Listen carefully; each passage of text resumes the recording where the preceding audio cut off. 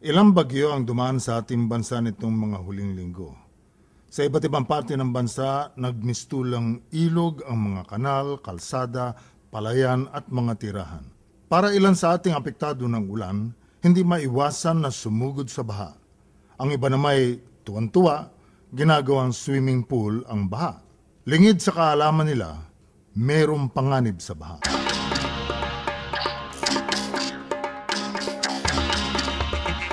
Leptospirosis. Ang leptospirosis ay impeksyon na dulot ng bakteryang Leptospira. Ang Leptospira ay karaniwang nagmumula sa kontaminadong ihi ng daga. Maaring maipasa ito sa pamamagitan ng pagpasok sa kontaminadong tubig sa bibig, mata, ilong o sa mga sugat ng katawan ng tao.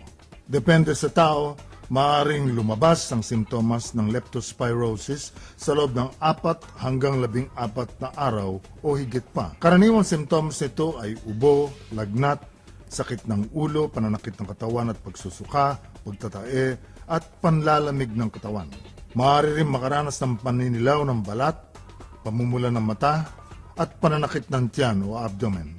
Kung kayo ay nakakaramdam ng mga simptomas na ito, agad kumonsulta sa mga doktor. Ang sakit na leptospirosis ay maaaring makaapekto sa nerves ng mata at spinal column at utak. Maaari rin itong tamaan ang atay, baga, bato at puso. Iwasan ang leptospirosis sa pamamagitan ng pag-iwas sa paglusong at paglalaro sa baha. Nararapat ring panatilihin ang kalinisan sa loob at labas ng bahay upang makaiwas sa impeksyon ng mga kontaminadong hayop katulad ng daga. Protektahan ang kalinisan ng supply ng tubig sa inyong komunidad. Uminom lamang ng siguradong malinis at pinakuluang tubig. Ang kalusugan ang ating yaman. Huwag magpatalo sa ulan, protektahan ang inyong sarili at pamilya laban sa leptospirosis.